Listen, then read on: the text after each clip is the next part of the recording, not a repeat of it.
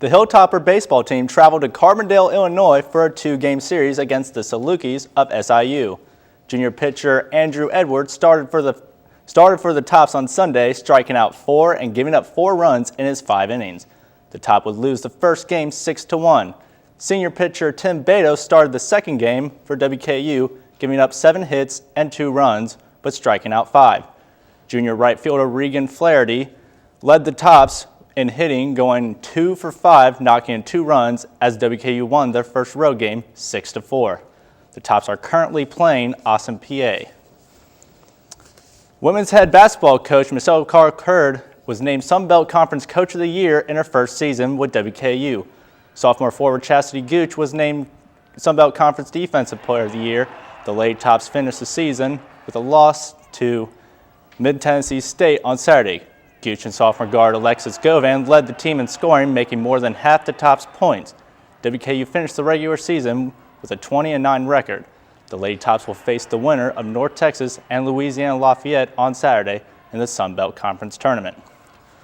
The men's basketball team wrapped up their season hosting the in-conference rival Mid-Tennessee State last Saturday. The Tops played arguably one of their best games of the year, with 3 players in double figures and 9 players with at least 1 assist. Sophomore forward George Fant led the Tops with 18 points, 6 rebounds, and 2 blocks. In his last game in Diddle Arena, senior guard Jamal Crook added 10 points and 3 assists. The Tops did fall short of the Blue Raiders with a final score of 70-62. Crook says that having momentum will help them going into the Sun Belt Conference tournament. 3 out of the last 4, and the key was to go in with momentum. And we fought hard tonight, and we showed capabilities that we can be the best team. So it's good to have momentum going down in the tournament, and we won the last 3 out of 4, so we can definitely go down there and make some noise.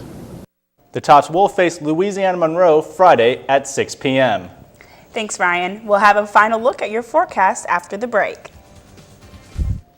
On Friday, WKU began what they would hope would be a historic run to the Final Four in Kansas City. First in their way, the South Region's top-seeded Kansas Jayhawks. The Tops jumped out in front early and often and went into the locker room with a 31-30 lead over the Jayhawks. However, in the second half, WKU went ice cold as the Tops shot only 21% from the floor, and Kansas would capitalize as the Jayhawks, led by Jeff Withey's 17 points, would regain the lead in the final 20 minutes and never look back, beating the Tops 64-67. Amanda Thomas is this week's hero on the hill. She's been flat out killing it on the softball field for the 16-9 Tops. She's got 29 RBIs so far this season, 7 home runs, and she's slugging over .650 for the season. Only 1 error this season as her glove has just been as good as her bat. She was Player of the Week in the Sun Belt last year more than once and looks to do the same again in 2013. Congrats, Amanda. Don't go anywhere. We have the latest on Lady Topper softball push for a conference title right after this. The South Beach streak is over. The Miami Heat were just 6 games away from tying the 1971-72 Lakers for the all-time NBA record for consecutive victories at 33. But 27 is where their total will end. The Chicago Bulls had no Derrick Rose and no Joakim Noah last night, but it didn't matter. They led by 9 at the break, only by 1 going into the 4th, but would stretch the advantage out to 7 with 6 minutes to play. The Heat cut the lead to 4, but that's as close as they would get, even with Dwayne Wade returning to the lineup. Miami falls final score Chicago 101, Miami 97. It may have not been to the same degree as the Alamo, but the battle last night in San Antonio between the West leading Spurs and hard-charging Nuggets was plenty fierce. This test of Western Conference supremacy finished in favor of the home team as Tim Duncan led the way with 23 points, 14 boards, and 5 blocks. Denver had a shot to take the victory, but an Andre Miller jumper at the buzzer was no good. San Antonio remains first in the conference, and the loss drops Denver to 4th place. With the presidential election less than 2 weeks away, voters are starting to decide who they are going to support, but some have already cast their votes with an absentee ballot.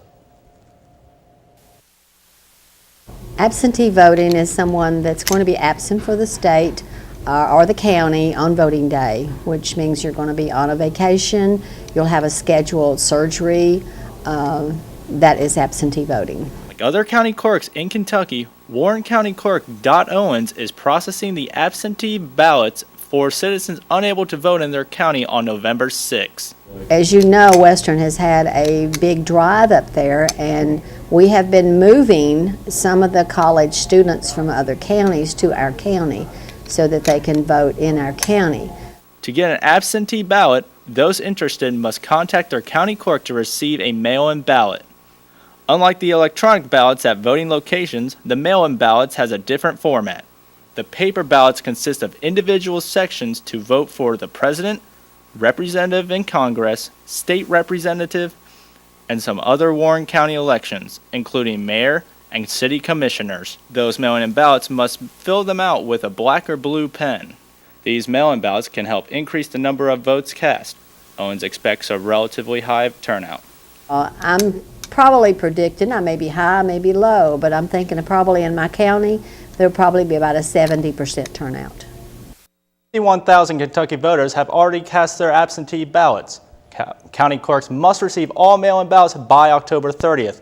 College students not from Warren County do have the opportunity to vote here, but they must first fill out a change of address form.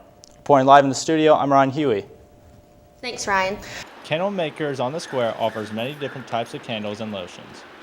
Their candles are different. They are made in the shop. Sarah Fort explains their move to the downtown Bowling Green area. We've got a lot more recognition in the last year. When thinking about a candle, people often think about normal glass.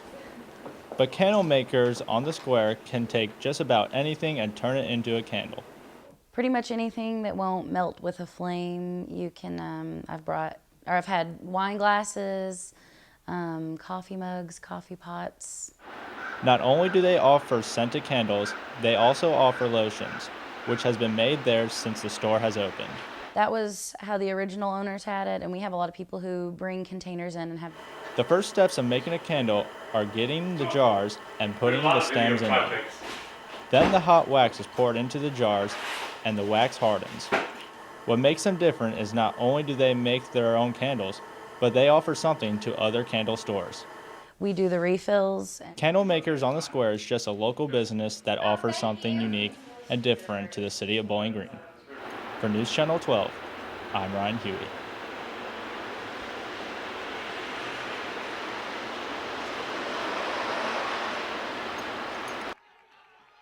High school football. There are student fans, parents, and even the hardcore fans. But on a Friday night with the Bowling Green Purples, you might hear this. Go, go, go, go, go, go, go, go! Hey, boy! Meet Michael Drake, a Bowling Green High School alumnus and the Purple's biggest fan. And first half, Bowling Green High 10, Warren Central nothing. Outstanding. Drake played for Bowling Green from 1974 to 1976. While on the team, he was given a nickname that has been with him since freshman year. When I would lay down and do my bench presses, he would comment on the guttural sounds that I would make as I was doing my bench presses and said it sounded like a bulldog. After high school, Drake was briefly in the Air Force before incurring a disability. Later in life, he encountered other challenges that reinforced his nickname. I am a cancer survivor. I have had my legs amputated and a few other things in my adult life. So it's come to be known kind of like tough as a bulldog. Plus, if you go to Bowling Green High home games, if you ask for Michael Drake, they don't know who you're talking about. If you ask for Bulldog, everyone in creation can point me out.